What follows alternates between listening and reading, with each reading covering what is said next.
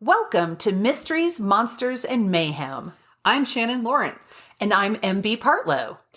Quick content warning before we get started. This podcast may contain language and disturbing content, so enter at your own risk.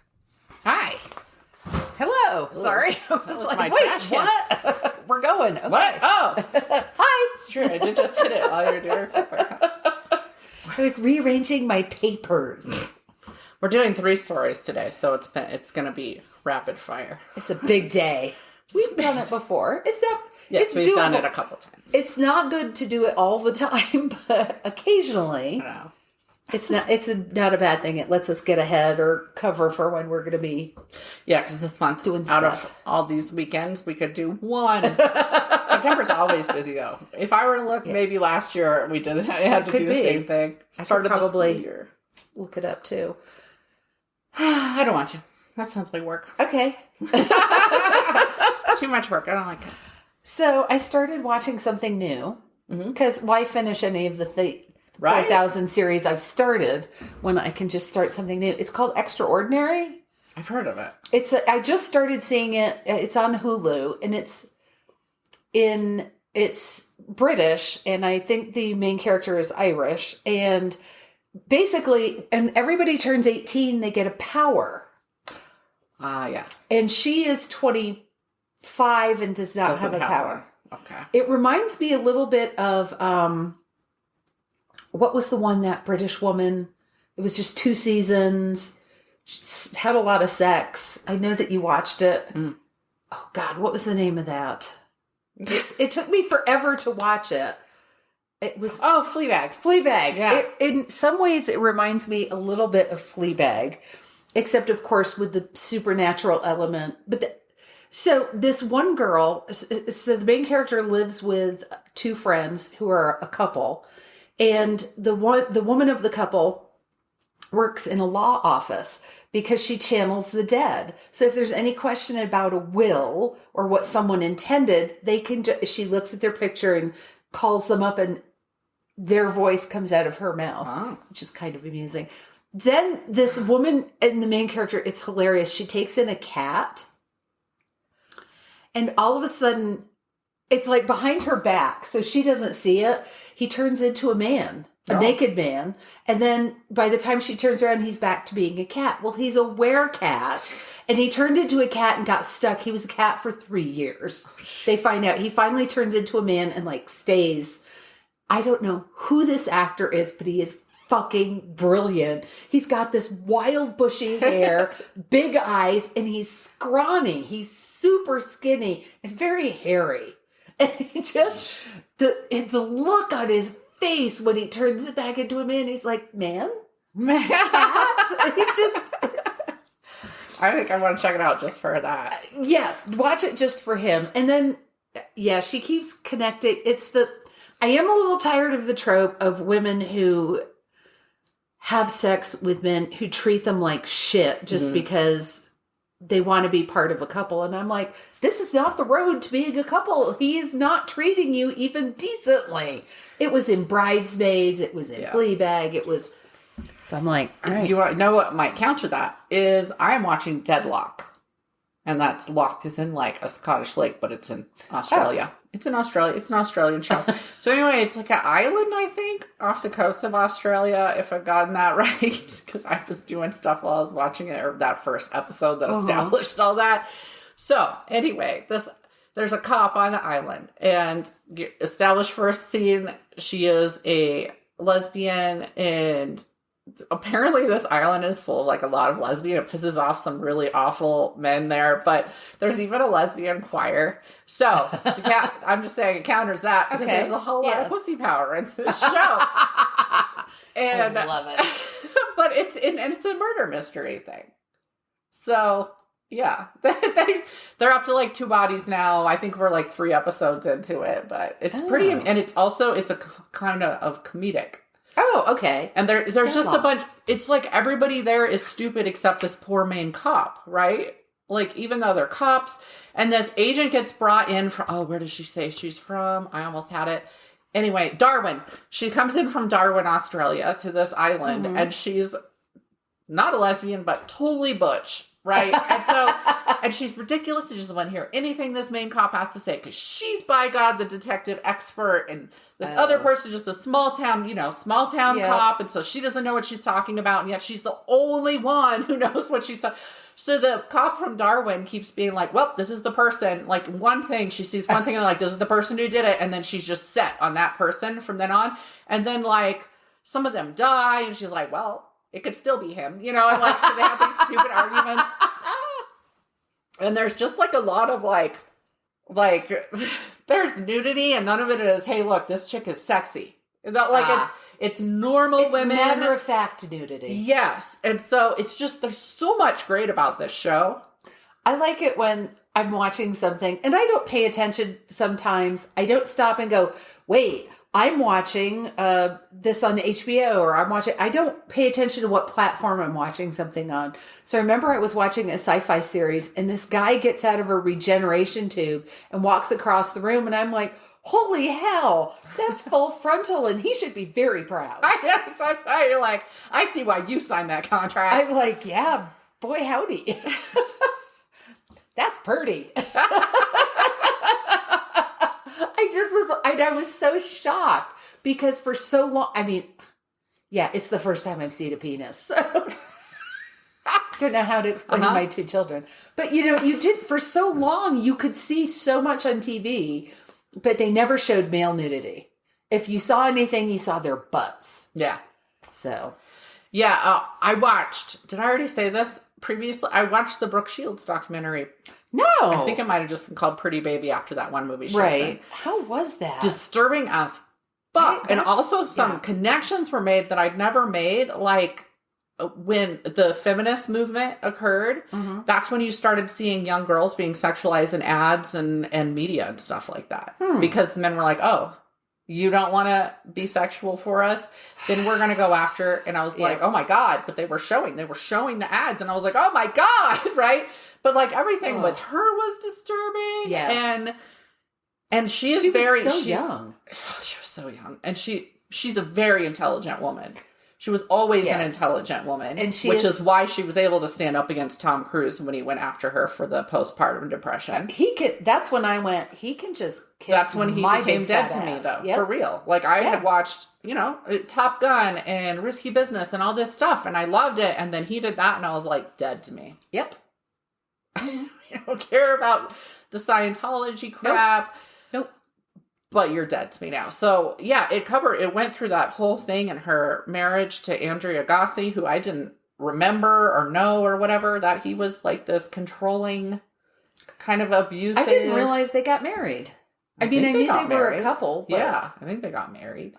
But anyway, yeah, it's a very interesting documentary. Highly recommend, but you will be disturbed. I know that she's been talking a lot lately about, because I think she must have come to a point where, and she can talk about her mother and she can talk about the horrible. And that's the thing is, even though she's still very kind of even-handed but honest about her mother. Like she doesn't say that crazy horror. But because again, she's intelligent, she's well-spoken, and she's not going to tear her mom apart.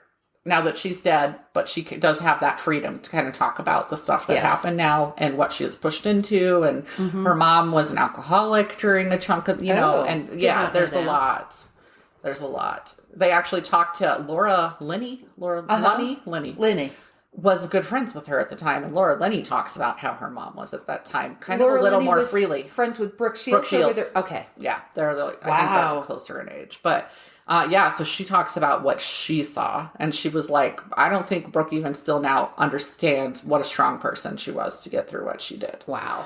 And then at the end, they sit down with her daughters and her husband, who is a good person, like a new husband, and have this conversation. Her daughters are obviously very bright, and they obviously have a lot of, because they're kind of damning Blue Lagoon and Pretty Baby, and Brooke Shields is kind of defending. She's like, you know what, though? There was a reason to these, and they aren't bad like in themselves. Like, tell me what's so wrong about it. Yeah. So they had an interesting conversation. All I remember I didn't ever see Pretty Baby. I did, but it's once, and it's been a long time. I did see Blue Lagoon, and I was young when I saw Blue Lagoon. I mean, I wasn't like 10, but I think Brooke and I are of an age, roughly. But. So I'm watching the movie, and I'm spoiler if you haven't ever seen it, but it's been out for, 35, 40 years. When she's pregnant and she doesn't understand that she's pregnant, and she's walking through the woods and squats down and the baby pops out. And right immediately I said, I don't think that happens like that.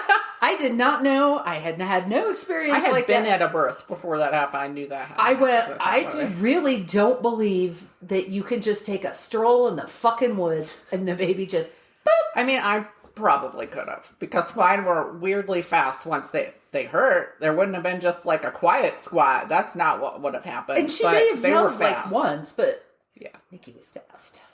Yeah. It's raining. But yeah, I mean, I saw that. I think I watched it, funnily enough. I think because the actor, and I don't remember. Yeah, it's Christopher something. Atkins? Baby? Yes, that sounds right. That curly... Was in the pirate movie, and I love that movie and watched it. Anytime I still, as an adult, regularly watch that stupid-ass movie, and I love it. But, because it's a takeoff Pirates of Penzance, but it's so great, and it was so 80s. And I loved Christy McNichol, because she was on the TV show. So, I think that's why I watched Blue Lagoon, and then, Brooke Shields was just a constant when I was a kid, you know, though? And she that's was everywhere. The thing, and we all liked her. Yeah. Have you seen the ads for it? Because you said Pirates. It's a series, and I can't remember. I think it's on Netflix, but I'm not positive. It's called The One Piece, and it's the pirate. He's young, and he's got a straw hat. He's like, we're the Straw Hat band of pirates. I'm going to be king of the pirates. It's fucking ridiculous, and I can't stop watching it. It is so a ridiculous pirate movie or TV show. It's a series, and he's got these two people with him now because he's like, I need a crew. It's like you get a little whiff of Jack Sparrow almost in the beginning, except he's much, much younger because he's like in a dinghy that's about to sink, and he's helping people. He's a really good person. He's infectiously optimistic and happy. Okay. And he's like, he makes the flag, and they're like, well, that's a choice. The two people with him, they're both older than he is. One is a woman, and she's a thief, and they're trying to they have a map to something. And the other one, of course, is a martial arts sword expert. Guess where he's from? Could it be Asia somewhere? Yes, in fact, there's all these... And there's the Marines who protect the oceans, and they're the bad guys, but some of them are good guys, and it's just fascinating. I could have watched another episode last night, but I was like, I need to go to bed. I liked the Taika Waititi series. Series he did. So yeah, it skews younger and a little more fantastical. Gotcha. So they're fantastic. Yeah, it's the one and only time I've been attracted to Taika Waititi is in that show. Really?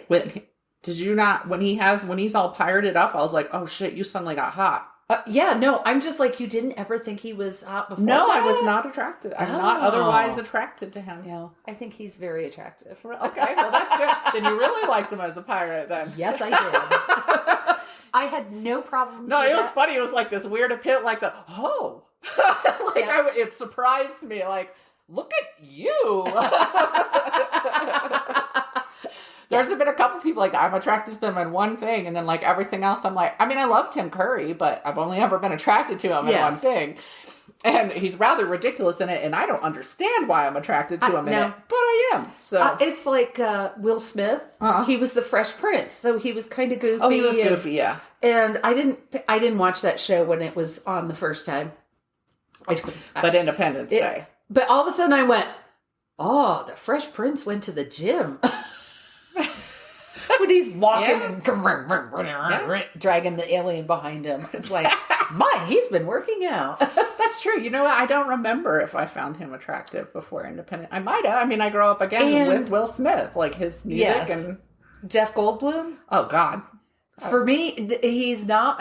I did not always just love Jeff Goldblum. I'm trying to remember. Jurassic Park, I think, is what really opened that up for me. And then I'd seen Earth Girls Are Easy, and I hadn't. But if you watch Earth Girls Are Easy, he's hot in that too. For me, it was Independence Day. Wow. I don't know why. all of a sudden I went, although I was enormously pregnant when Independence No, he Day looks came really out, good in Independence Day. and it was, But he was different in that once I was attracted to him, I remained attracted to him. Because then he's always Jeff Goldblum. He's a good actor. It's not that he's not, but he's always Jeff Goldblum. Yes. So is Drew Barrymore. Drew Barrymore is always Drew Barrymore, and she's a great actress. Yes. Some people are just more than their but so his personality is wrapped into it for me, I think. Yes. The dry humor and the abject nerdiness. And it all works for me now. But I don't think I watched The Fly and went hubba hubba, so I don't know. I didn't watch The Fly. Oh, no? Because I saw enough of the preview to go, that's got an ick factor.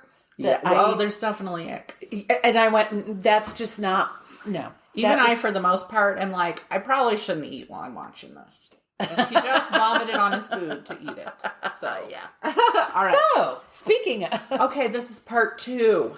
This is part 2 following Waco. But, I mean, they each stand on their own, but they're related. Okay. I'm doing the Oklahoma City bombing. On April 19th, 1995, on the second anniversary of Waco, of that final burning, the end of it, the deadliest act of domestic terrorism in U.S. history occurred, spurred on by the Waco siege and massacre and Ruby Ridge in an attempt to fight government tyranny. At the time, it was the deadliest act of terrorism on U.S. soil, but 9/11 surpassed it. It is still the deadliest domestic terrorism incident. The terrorists were white supremacists Timothy McVeigh and Terry Nichols. I researched both of them separately to get some background information on them. I didn't see as much from Nichols on that extremism. Okay. McVeigh was really kind of the head here and the one who was really. But it might just not been in the information I was looking up on Nichols, and he could have been just as god-awful. I don't know. McVeigh was born April 23rd, 1968 in New York. The child of divorced parents. He was bullied at school and became obsessed with guns. His grandfather had introduced him to him. Aspiring to own a gun shop in the future. That's an interesting aspiration. He even brought guns to school and to his job as an armored car guard. He would take guns to school. They said he showed up to work once like a bandito just covered in weapons. He was really good at computers and hacking in high school and otherwise got bad grades. That's pretty good considering the time frame. He was born in 1968. Mm-hmm. I was born in 1977. There weren't that many computers, but I was going to a lot of poor schools. Right. And maybe that's the difference. I don't know. Yeah, that seems ahead of his time. Yeah. He joined the Army when he was 20, where his platoon leader was Terry Nichols. Yes. He was reprimanded at one point for buying a white power shirt at a KKK rally, reprimanded by the military. Not only was he into guns, but survivalism in general. He fought in Operation Desert Storm with plenty of stories of killing Iraqi soldiers. There are specific ones if you want to look them up. No. And won a bounty of medals, including the Bronze Star, but there were at least 5, I think, medals. He was very good. He'd been into guns forever. He was a great marksman. And also probably a bit psychotic. He was honorably discharged in 1991. He was known to write to the papers to complain about taxes, as well as the arrest of a woman for carrying mace, for example. A woman got arrested, and he was like, so women can't defend themselves now? Insult was added to injury. This is ridiculous. When the U.S. government contacted him to say he'd been overpaid in the Army and that he owed them $1,058. Why not just write that off? You write that off. Again, I am totally anti-McVeigh here. Right. But that's insult to injury. And we know that veterans of wars are not treated for their issues and all that shit. No. But to come back at them and be like, oh, we made a mistake. And we overpaid you. No, it wasn't we overpaid you $100 million. Right. We overpaid you $1,000. You spend that on a toilet seat. Uh-huh. So that one I was like, really? Come on. Yeah. That's a great way to turn your soldier into an extremist, isn't it? Isn't it? He quit the NRA saying they were too weak on gun rights. So that I felt that really established where he stood. Yep. Now for Terry Nichols, whose name I always forget Nichols in association with this. Always Timothy McVeigh. Mm-hmm. I've never forgotten his name. Nichols was born April 1st, 1955. He was older in Michigan. He grew up on a farm and was known to care for injured animals. He graduated with a 3.6 GPA from high school and aspired to be a doctor. He actually lived in Colorado for a while and was a realtor here, but his mother asked him to come back to help run the farm. He got married and had a child with an older woman who already had 2 children of her own, and he mostly worked odd jobs and was a stay-at-home husband during this for a lot of it, and his wife had an actual career. I don't know what it was, but she was a career woman, and she was supporting the family. He joined the army at the age of 33 to kind of escape. He was unhappy with farm life. He was unhappy. Clearly, their marriage was unhappy. Hard. It is hard. And he had gotten out, and then his mom was like, I need your help, and he got sucked back in. His wife divorced him soon after he joined the military. I was like, it's really hard to tell from these stories. Like, it sounds like he just up and went, yeah, I'm done. Right? And she was like, okay, bye. Nichols got a hardship discharge in 1989, something about the custody stuff, then married a Filipina mail order bride who was 17 to his 35 years. They had 3 children together. The first one died around the age of 2 in an accidental strangulation in a plastic bag. Oh, God, that's awful. His anti-government views seem to stem mostly from hardship suffered by farmers in his region growing up, including a series of bank foreclosures in the 80s that wiped out a bunch of farms in the areas. He learned how to make... remember that. Yeah. He learned how to make explosives and believed in a movement I had no idea existed called the Sovereign Citizen Ideology, which is basically a group of anti-government, anti-tax votes. That's a really small summary. He tried repeatedly to officially renounce citizenship while still living in the U.S. No, it's really funny. There's all these examples trying to claim himself as a non-resident alien. Like, he would go in and be like, yeah, I'm not a citizen. I renounce my citizenship. I need that to officially be on there. And they were like, no, dude, that's not how any of this works. Like, non-resident alien, but you're a resident. I was so... that makes no sense. Like, up to that point, he's pretty normal dude. Although I don't think a normal guy at 33 says, fuck my wife and kids and joins the army. No. And then orders a mail order bride. But then, like, this part, I was like, okay. I get you. Nichols and McVeigh both owed money. McVeigh due to gambling debt, and Nichols due to credit card debt. They lived and worked together off and on for several years, farming and selling military surplus and weapons at gun shows. At some point during the Waco siege, McVeigh actually drove to the location to hand out anti-government literature. There's a picture I'll post of him sitting on the roof of his car, and he's got these pamphlets sitting around it. Yep, he was there. And when he wasn't there, they were watching the coverage together on TV, because, I mean, it was everywhere. That was the age of... we will film and show this on the news until it comes to an end. Yep. Yeah. Then we'll replay it over and over and over. The White Bronco. The White Bronco, Jessica in the well, all of that stuff was constant. Like, when I think of that time, I remember distinctly watching all these things as they happen every time. Okay. The government's overreach, which they considered to be militaristic, they were like, they're becoming militaristic, was the final straw for the 2 men, and they began plans for an attack that started out as actually a direct assassination attempt on multiple parties, including Janet Reno, but became focused on a larger body count to make the government pay. They analyzed buildings in multiple states, aiming to get at least 2 of the agencies involved in Waco, such as the ATF, FBI, and DEA. They zeroed in on the Alfred P. Murrah Federal Building in Oklahoma City, which held 14 federal agencies, which was a huge bonus for them. These agencies included the DEA, ATF, Social Security Administration, and 2 military recruiting offices. I believe it was like Marines and Army, but I don't remember for sure. They did also look at reducing the deaths of any non-federal civilians, so they did factor that in, including making sure there was space between the building they planned to bomb and the surrounding buildings, but also they felt it would be a better image on screen when it was inevitably covered if there weren't buildings crowded around it. So the Murrah building was kind of offset a little bit. There was some distance between it and the other buildings. Nice. A lot went into their planning, yes. They went to work both buying and sometimes stealing materials to build a massive bomb. It did seem like McVeigh did most of the purchasing. These included kinestics, which are made of materials that only explode when 2 elements are paired together. You've seen that in movies. They're not explosive on their own, but together they are. and fertilizer consisting of ammonium nitrate. They then set out to various motor races trying to obtain large quantities of nitromethane, which is a kind of fuel used. But McVeigh was super suspicious, and the sellers talked to each other, right? So most of them were not selling to him, but also he was claiming, yeah, I'm a racer, and so I need the fuel. And then he would name a bike, and it wasn't the type of bike that used that fuel. Right. And in fact, at one point it said Harleys mostly use this type of fuel. So I'm like, what? People weren't racing those, though. That's not what a Harley's for. But anyway, I don't know anything about it. They did manage to get a few barrels. They also obtained various other items. They were listed out. I don't care. There were blasting caps, to give an example. And they stored these things in a rental storage unit. Like, think about what could be in a rental storage unit next to you and just blow someday. They robbed the guy who had sold them the connestics, getting $60,000 in precious metals, gems, and guns. Which tells me he maybe was a survivalist and was putting his money into gold. Yep. And he had gold and silver, I believe it was.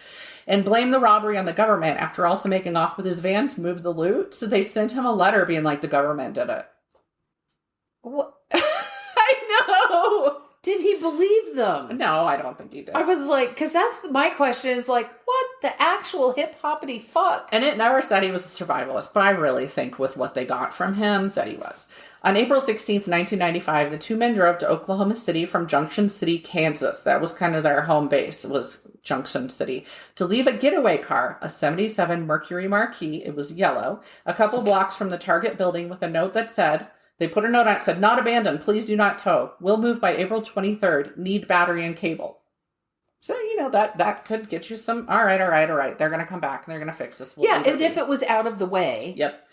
They drove back to Kansas in McVeigh's 84 GMC pickup and picked up their bomb supplies in a Ryder rental truck and went to a state park where they could repair the truck uninterrupted. This consisted of installing wooden boards to the floor of the truck, mixing the chemicals, and preparing 13 500-pound barrels to create the bomb.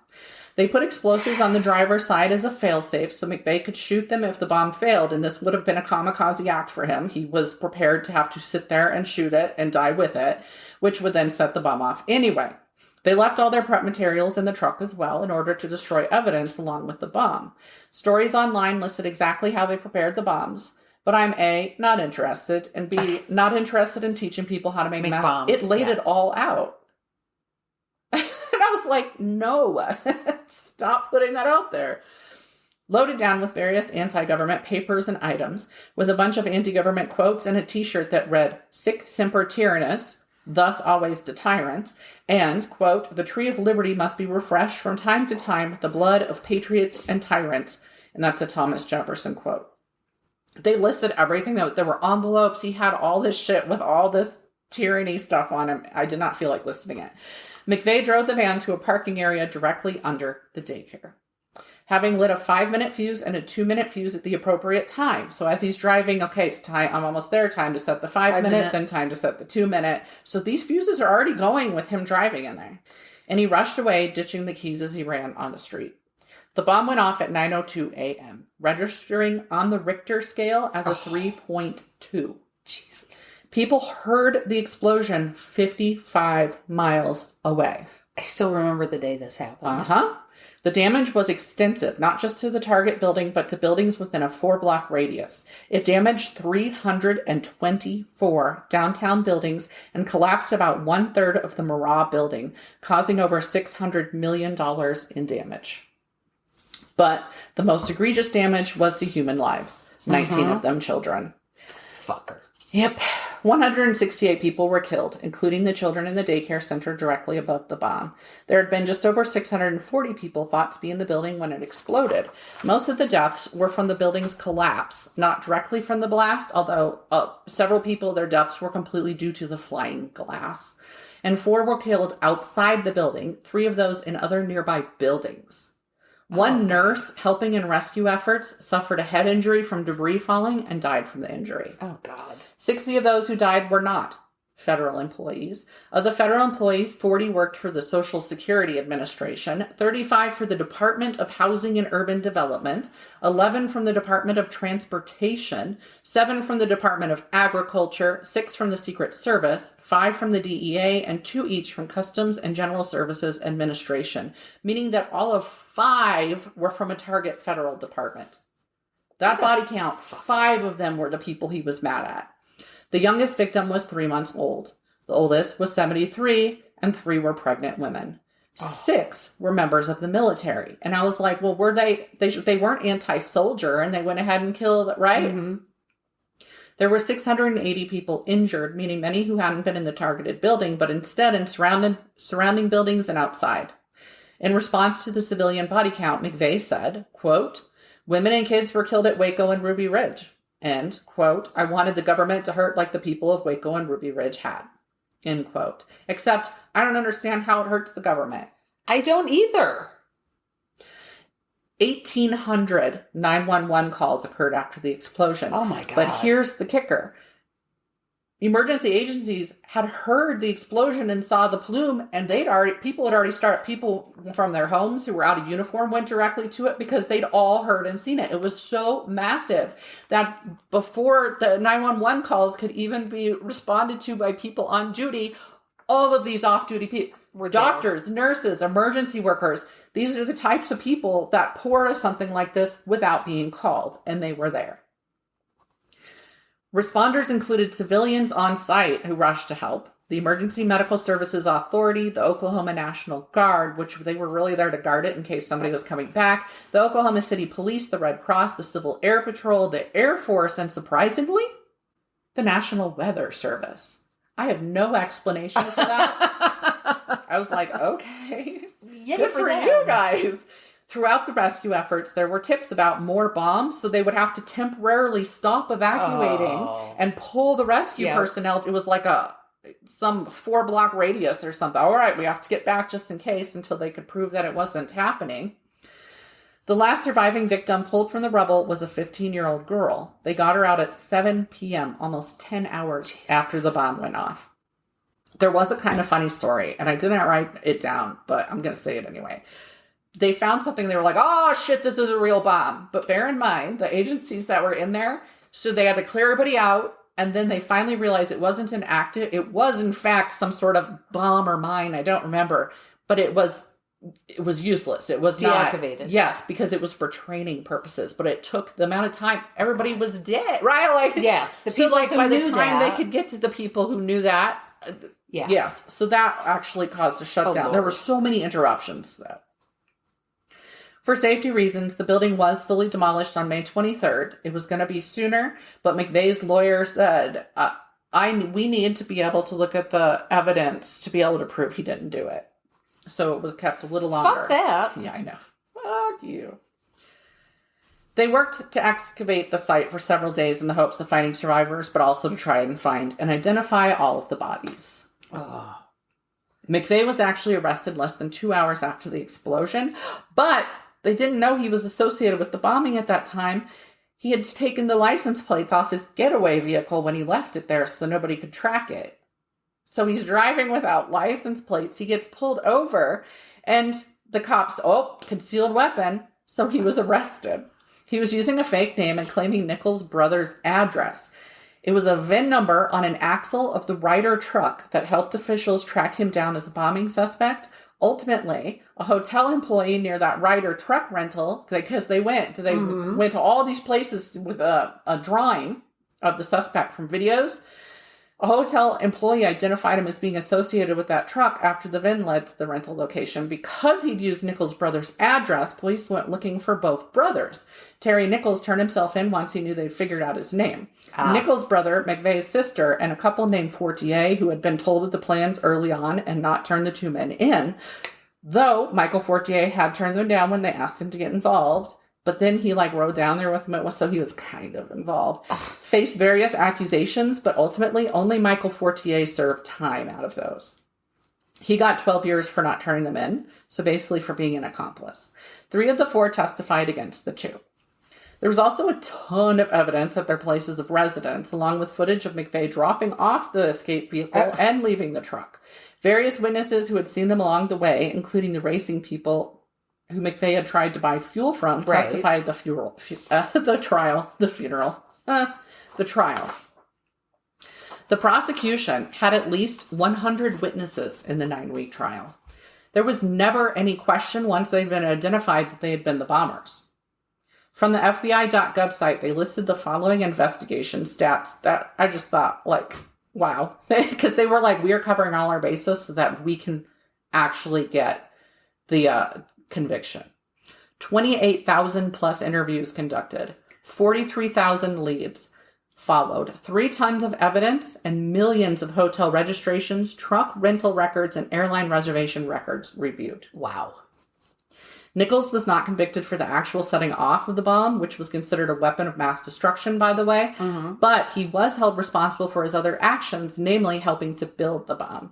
He had not actually purchased most of those materials, and he was at home in Junction City, Kansas, when McVeigh detonated the bomb. He wasn't even in Oklahoma. Nichols got life in prison, and McVeigh was executed by lethal injection on June 11, 2011, at the age of 33, which, interestingly, was Koresh's age at the time of his death. As far as I could find, Nichols still resides in the Supermax here in Florence. These charges were the federal charges for the 8 federal officials killed in the bombing only. It's just for those 8 deaths. The state of Oklahoma then separately tried Nichols. There was already death for McVeigh, so it wasn't worth the money, but they wanted the death penalty for Nichols. So they tried him for the civilian deaths, including the unborn babies, in an attempt to also get him the death penalty, but they also found him... So they found him guilty. So he's guilty again, but the jury deadlocked on the death penalty, and that means it cannot be on the table. Right. It has to be a unanimous decision. So he once more did not get death. He just got more life sentences. So probably not worth the money they spent on it, but perhaps satisfaction for the survivors' families who watched them get in trouble only for federal agents. Federal agents, right. Which, in a way, is a slap in the face, too, right? Like, that's the thing, like, serial killers, they're often just found guilty of maybe 1 to 3 of their victims, right? I wonder, though, if it could have been a matter of money, if it could have been the federal government can make these charges and pay for the trial, whereas if to do it for the individuals, you have to do it on the local level. Well, and I think federal charges have to come first, period, in a case where both are touched, but I'm not positive about that. Okay. Up until his death, McVeigh wrote letters to the newspapers justifying what he did, in case anybody wants to be on his side. At one point, he wrote to the Buffalo News, quote, "I am sorry those people had to lose their lives, but that's the nature of the beast." End quote. You are the beast, sir. He is, yeah. While he was described, but I was sitting here and I'm reading his story and I'm thinking this is exactly how villains are supposed to be written, like good writing. He well and truly thought he was right. He thought he was fighting tyranny. He thought he was helping people. He thought that by the death of a few, he could save many.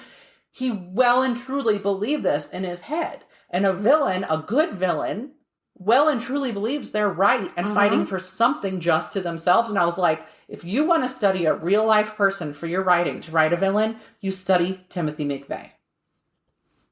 Anyway, while he was described as cocky in court, he was described as having a chalky pallor and hollowed eyes when the day of his execution came. I just needed that in there for some satisfaction, which followed a sleepless night during which... So he watched TV, then he tried to go to bed and he tossed and turned, and then he got back up and watched TV until execution came. And I was like, oh, you can't sleep? You didn't lose any sleep over all the people you murdered, did you? Fucker. A memorial now stands on the site of the bombing, and anti-terrorism laws were passed in response, as well as additional protections on federal buildings. I was really annoyed, and I decided to leave all this out because it didn't go anywhere. But, like, Nichols' mother tried to say, well, he's actually got Asperger's, and that's why he did this. And I was like, bitch, no. No. You do not get to further, first of all, muddy the waters of what people understand about autism, which is not at all accurate ever anymore. No. And then try and use that as an excuse. It doesn't matter. If you're autistic, you still know right from wrong. No. Made me mad. FBI.gov, ABC News, A&E, Wikipedia were my sources. Wow. I still remember that. I was working at the Independent and everybody was just so shocked when it happened. And I still remember the editor coming out of her office and saying to me, it was one of us. It was an American who did this. And we were all like, I'm sorry, you must be mistaken. Yeah. When I was reading survivor accounts and stuff, like I always do. Like I want to hear their story to give the story, even if it's not included in there. But that's what they came back to time after time. I needed it not to have been an American that did this. It needed, because the World Trade Center bombing had happened before this. Right. And so people were like, surely this was terrorists from outsider, and it was none. That was the most shocking thing. This one was a lot harder to research. I know a lot of kids died in the crash thing, but there weren't photos of them. And we all know there are children who survived. There's bloody children who lived in pictures. And there is that tiny little baby's body that we all are familiar with, and that the photographer won an award for. But her name was Bailey, I think it was. And like that shit, that's rough. Yeah. That's just... Oh, and there's like one survivor who was in an office building, and the explosion this is a different... I think, no, she was in that... Anyway, she was in that building. And... she's blown backwards in her chair. She's described blown backwards in her chair, and she sits up, and every single other person in her office had disappeared because the floor had disappeared, and heard that she was the only one in that office that survived. She was talking to them. I can't even imagine the survivor's guilt. No. So, like, her story was... There were a lot of stories like that. I can't imagine ever sleeping again. No. She was like that, and she was... She was like, they were like my daughters. They were that... I think she owned it or whatever, and that she had a staff that weren't there also, so that was good. Right. But she was like, I had been mentoring them, and we were in each other's lives, and they were just gone. Damn. That's awful. Yeah. All right. I'm like, what the fuck? How do you follow that? Okay. So I'm going to talk about... I called this one like mother, like daughter. So as I was writing this, Thing 2 is getting ready to move across the country. So when it airs, the day this airs, I'm coming back from helping her move across the country, which is one of the reasons why we couldn't do many weekends in September. But I survived that. I'm sure I will survive that. I survived it when she went to Arkansas. I'm sure I'll survive when she's within spitting distance of the Atlantic Ocean. Whether or not the Eastern Seaboard survives, that's up to them. So I thought, this is a little nice nod to Thing 2. And then you're going to hear about it and go, you're fucking sick. So have you... She'll like it. She will. Have you ever wondered what life was like for women in the 1600s? Sure you have. I sure have, sometime. When you're laying awake at night and not consumed with existential dread or rethinking every decision you've made in your entire life. Because if I wake up at 4 o'clock in the morning, that's what I'm thinking about. Yeah. So women were expected to be... This one just killed me. Women were expected to be emblems of Catholic morality. Mm-hmm. I mean, I would have been a miserable disappointment to fucking everyone. I've thought that many a time. And even like modern day, if I'd been born to the wrong family, I would have been such a disappointment. Yeah. So women were supposed to be obedient wives, devoted mothers, and raise their children to be proper Christians. I know that was foremost in my mind, raising my children. They were supposed to remain chaste until marriage. And although they were not expected to have any kind of formal schooling, they were supposed to know how to manage their husband's properties and wealth. Not their own, because of course they couldn't own anything. Right, it wasn't theirs. But you're supposed to know how to run the household and advise him and help him. Yeah. So one article I read said the most significant traits for women as prescribed by men were chastity, silence, modesty, reticence, sobriety, and obedience.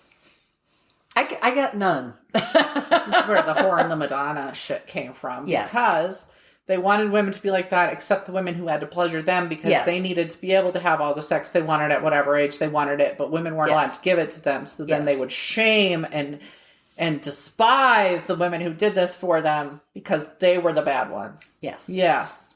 So, women were essentially owned by the men in their lives. First their fathers and then their husbands. So they couldn't inherit anything from their families or produce their own incomes. They had no say in the disposition of their lives, where they lived, or who they married. Daughters were a means to an end, where fathers and spouses furthered their fortunes. So love and attraction very rarely entered into anything. So, it's one thing to be forced into a marriage with a person you don't love. But what if you don't even like them? Or what if they don't like you? So women had no recourse to remove themselves from a bad marriage. It was very common. Men could beat their wives, ignore them, cheat on them, gamble away all the household money, not to mention force them to bear all the children that the husband wanted. Mm-hmm. So is it any wonder women who had no other option turned to murder? Murder. That is how I wanted to say it.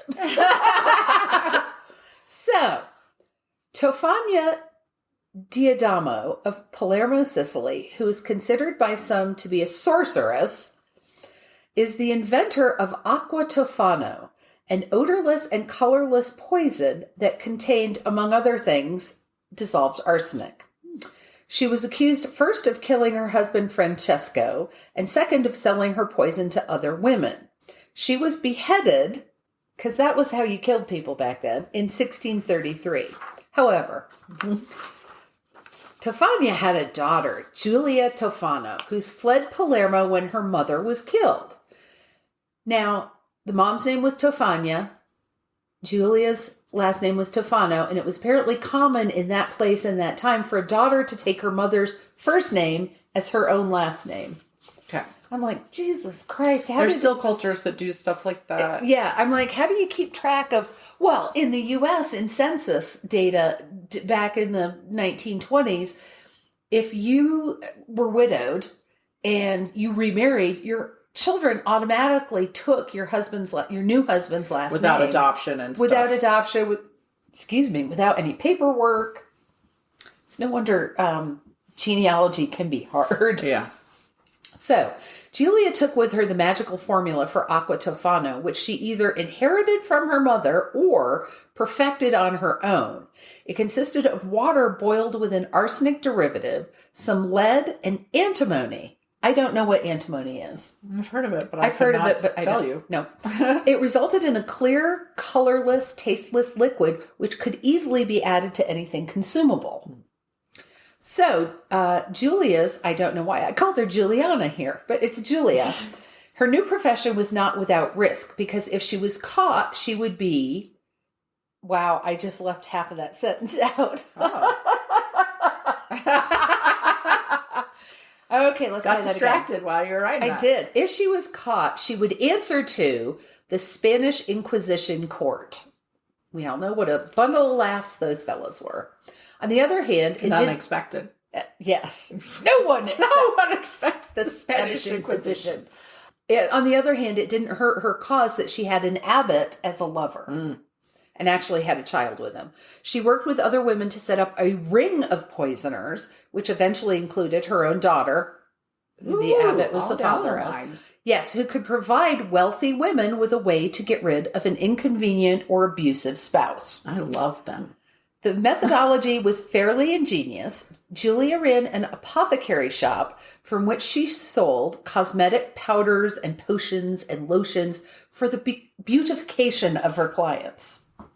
So, aqua tofano, sometimes labeled as Manna of St. Nicholas of Bari, or Barry, a popular treatment for blemishes. So the jar could sit innocently on her vanity or among the bottles on her dresser and never be noticed by her husband. It wasn't like it had a big skull and crossbones on it. It wasn't green and bubbling. It just looked like something. There are some fundamentalist women who could use some aqua tofano. I believe you are correct. Another factor that reportedly made the poison very popular was how it worked. After the first dose, and we've talked about poison a million times, but with this one, after the first dose, normally given in the liquid form, the victim would experience exhaustion and physical weakness. The second dose resulted in stomach pain, vomiting, and dysentery strength diarrhea. It would seem that the third or fourth dose was the one that actually killed the victim. Because of the slow, seemingly evolving nature of the victim's complaints, it looked like they had contracted some unknown disease. So it wasn't like they drank the wine and went... And blood poured out of their nose and eyes and ears. And it took... And you didn't have... I mean, you could do it. You could control how fast this happened. Another bonus, if that's the right word, is that because the victim took a long time to succumb to the poison, they often had time to set their affairs in order. And who better to help them than their loving wives who were caring for them while they were ill? Now, I don't know if that part is conjecture or if they... Because I'm like, they still couldn't fucking own anything. Modern day poisoners have done that. Yes.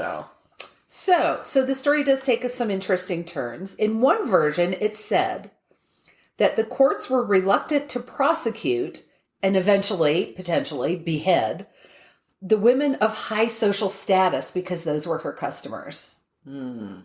So it's hard to look your neighbor in the eye if you've just had his wife hauled off to be questioned by the Inquisition. The story continues that it wasn't until Giulia started making her potions available to the lower class that authorities felt they had to take some action. Wow. Yeah. Another version is that Giulia was very careful about who she sold her concoctions to. And it didn't matter what their social standing was. Much like people selling pot in the 70s or Coke in the 80s, she only sold to people she knew or women vouched for by women she knew. So one young lady, so the story goes, got cold feet. So after putting the first dose into her husband's soup, she changed her mind and insisted he not eat it. The affronted husband forced his wife to tell him exactly what was going on and to give him the names of all the women involved. And at that point, he called the authorities. So this story continues that she was warned about her impending arrest, and she sought sanctuary in a local church, and that the church protected her until the local rumor mill churned into high gear and rumor began circulating that Giulia had poisoned the city's water supply. And at that point, she was captured and interrogated. No sanctuary. Yeah. When you poison the town's water supply. No. So under torture, Giulia confessed to killing approximately 600 men, although the actual count could be lower or higher. The inquisitors were not known for their gentle persuasion, especially not when it came to uppity women. Yep. They did not like them some uppity women. Giulia, her daughter, and several fellow conspirators were sentenced to death. Many lower-class women who had visited Giulia as customers were also put to death, but the upper-class customers were either imprisoned or banished. A third version of the story maintains that Giulia took sanctuary in a convent where she continued to craft and sell her concoctions for years. When she was finally caught, she was executed, catch this, and then thrown over the wall of the church that gave her sanctuary. Now that's spiteful. That is some churches. That was the whole thing, though. Like if you went there to seek sanctuary, they gave it to you. Yes. Now that story does sort of align with the second one. Mm-hmm. So who knows? Although her name has largely been forgotten through the centuries, her legacy was not. One article stated, on his deathbed, famed composer Wolfgang Amadeus Mozart allegedly blamed his sudden mysterious illness on Giulia's creation, exclaiming, I am sure that I have been poisoned. I cannot rid myself of this idea. Someone has given me aqua tofano and calculated the precise time of my death. And that was quite some time later. I have to point out that some of the articles maintain that Giulia's customers wanted to kill off their husbands so that they could marry their younger lovers. And that could have happened. I'm not saying that couldn't have happened. But I find it hard to believe that all these women wanted to trade in one man owning them. For another man. For another man to own them. And depending on their age and their status, they still wouldn't have had any say in who they got to marry. That's true. So, but also any good thing can be abused. Yes. But I was just like, well, obviously these women were killing their husbands because they had lovers they wanted But to okay, be let's with. look at the difference in that. And we can take a story you did recently. And this is the thing that comes up over and over with, say, women who are serial killers and stuff. There are plenty of psychotic women, so I'm not saying. But when you look at the actual numbers, husbands kill their wives because they don't want to have to pay out support. They don't want to have to give up their possessions in order to go run away with their younger woman. Women, especially in certain time periods, largely killed their husbands, not to become, some of them I'm sure did, but for the most part, not to become rich, but to save themselves a torture that society was putting on them. Or save their children. Yes. Yeah. So very different motives here a lot of the time. So did a few people abuse it? Bet your ass. Of course. And they always fucking will. No matter what's good, it's going to get abused. It's why Garden of the Gods gets shut down at night now, and I can't go through and drive through for my mental health like I did my entire driving life because some people went in there and fucked up the rocks. Somebody will always ruin something. This is why we can't have nice things. Exactly. Although I don't know that. I mean, it's not a nice thing, and I said good things get ruined. It's not a good thing to have to resort to killing somebody, but if you are doing it in self-defense, then I am not going to fault them for that. It is I think it's putting a very male perspective on it to say, well, obviously these women were killing their husbands so they could have somebody younger. And it's like, no, that's what you would do. Yeah. Don't mix it up. I'm pretty sure a lot of these women, after going through some of these marriages, didn't want to be attached to anybody. Any man. That's right. At all. Okay, so my sources for this.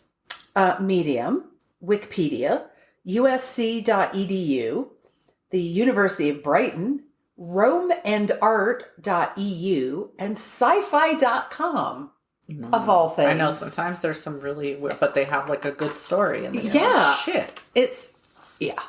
So I enjoyed that one.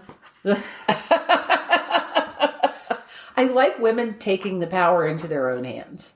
Yes, especially in times where they were especially powerless. Yes. Where they're trying to take us again, right? So some people are trying to get us back there again. As I so frequently say, fuckers. I know.